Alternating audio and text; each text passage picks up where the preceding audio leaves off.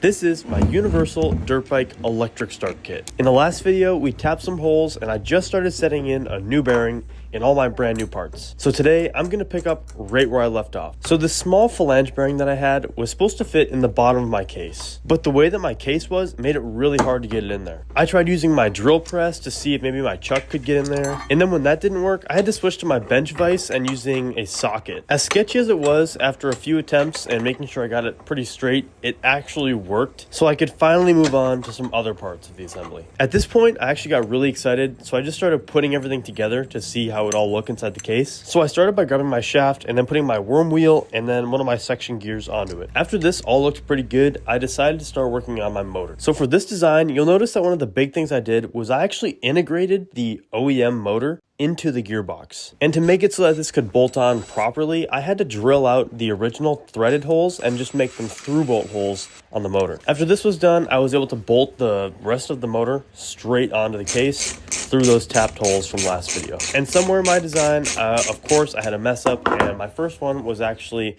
my splines for my worm gear. They didn't quite fit on the motor shaft how I wanted to, so I had to take some time and grind these out. And while I'm doing this, I just want to thank PCBWay once again for helping make this video possible. They've been the ones who supplied all of my parts for this entire project, and I'm so thankful. If you want to order your own parts, just go to PCBWay.com, drop in your part, select your stuff, and place your order, and it's all done. After I had that gear pretty much cleaned out, it was looking a little rough, but it still worked. This is where I was at. In the next video, we'll finally get the rest of this done, hopefully, and maybe we can get into some testing.